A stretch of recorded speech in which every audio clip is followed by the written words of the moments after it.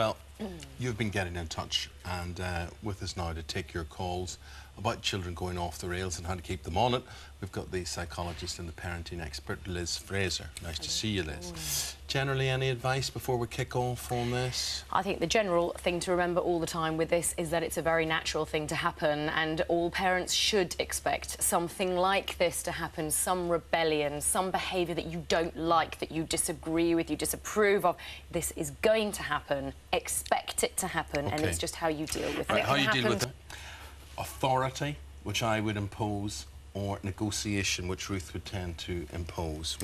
What's the... Oh, to be honest, I'm going to go with Ruth on this one, actually, because what we find is that the more you clamp down, the more you try and forbid, the more children will try to push against that. It's the most difficult thing to do, to sit back and watch something happening that you don't really agree with. Yeah. But we'll find this, I'm sure, as calls come in, you know, people wanting to control and wanting to say, don't do this and don't do that, and actually just children will do it more and more and more.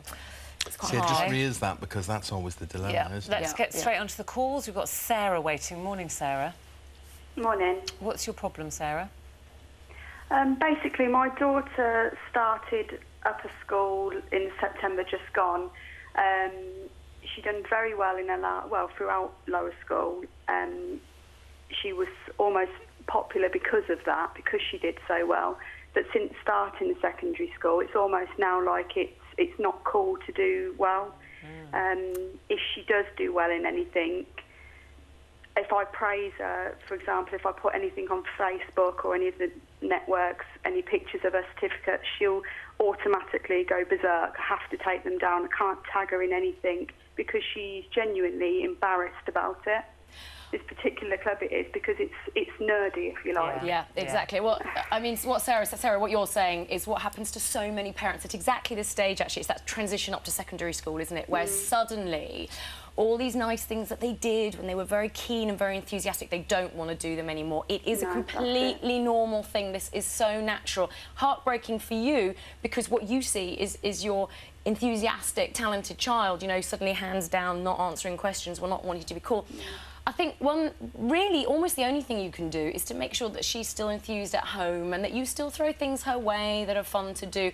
The tagging on Facebook thing, really, I would say don't do it. My daughters go but absolutely mad when I do, and I haven't done it for a long time now. They find it very invasive. And it's not fair, actually, because what you're doing then is you're creating a social life for them. You're painting a picture of them that they don't want. She's got to be able to decide the image that she wants to portray at the moment. It might not be the one that you want to portray, but that's part of her. But Liz, could I ask you, I've heard advice before which says that at a certain age, and maybe there's a cut-off point for that age, that you should let your child know that if they're on social media, you will access it at any stage required, that they will always have to be, whether you do or whether you don't, I mean, at least you've made the threat. But maybe there's a cut-off point for that in terms of I think there's a big difference between you going into their Facebook and being able to sit down, not with them, you know, to sit down with them, and posting photographs of them. That's what they really don't like. That's a big invasion. I hate it too. I mean, lots of adults do. I hate when people post photographs of me,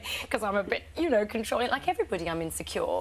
And for teenagers, and we are talking about this very, very delicate little stage between sort of 11, which is pre-teen, but they're like teenagers now, 11 to 16, very, very hard So, Sarah, time. I think you've got to stop the tagging on Facebook, but as Liz says, keep encouraging her at home. We need to move on, because we've got lots more people. Thanks, Sorry, Sarah. good luck, Sarah. I'd like to go to Samantha, who's saying, talking of delicate situations, this is about your son's girlfriend, isn't it, Samantha? Oh, hello, yes. Hi. Good morning. Yes, our son has been seeing his girlfriend now for nearly 2 years.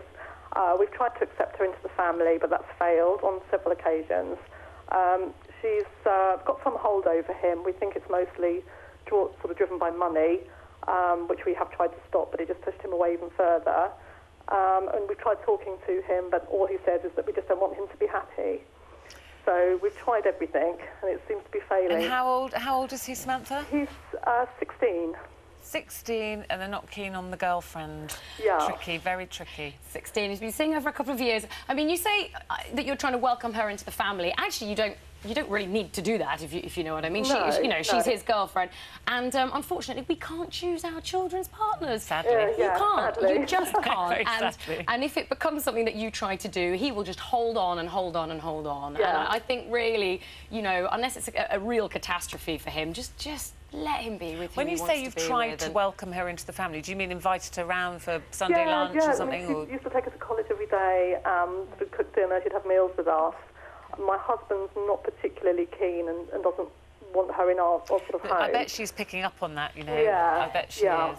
She will be. But during the summer holidays, he's just not been around at all. Look, she'll be picking up on it, and so will he. And to be honest, I went out with someone at school quite deliberately because my parents couldn't stand him. So you've got to. Yeah, exactly. It's a rebellion. It's a button, then, and the more you make it clear you don't like it, the more he's going to push that button. Yeah. It'll. So what does she do? Just sit tight. Just sit tight. Just let it happen. He's 16. I mean, hopefully this. He might marry her and settle down forever, or this might just be a bit of fun for a few years. So I wouldn't worry too much. What happens? James contacted us.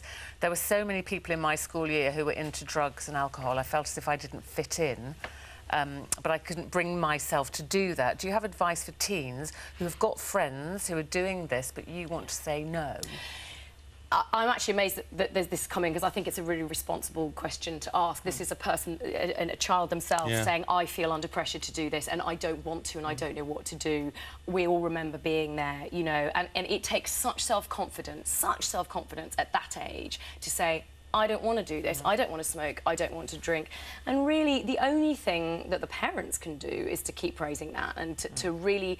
It's to do with aspiration and what you want out of your life. What about parameters and rules in advance? I want to take Tracy, who's... you have a concern, Tracy, because your son, he's going into big school, he's going to secondary school? Yes, I just want to know the telltale signs of getting into a bad crowd.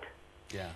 Well, I've been through that twice. I'm about to do that exactly the same as you with my little one who's just going up to secondary school. Telltale signs that we've noticed before is a change of character. Just if you notice a definite change of character, maybe he's a little quieter or more argumentative, or he wants to be in his room on his own a lot more, not really opening up, just a real change can be a sign suddenly of something odd going on at school.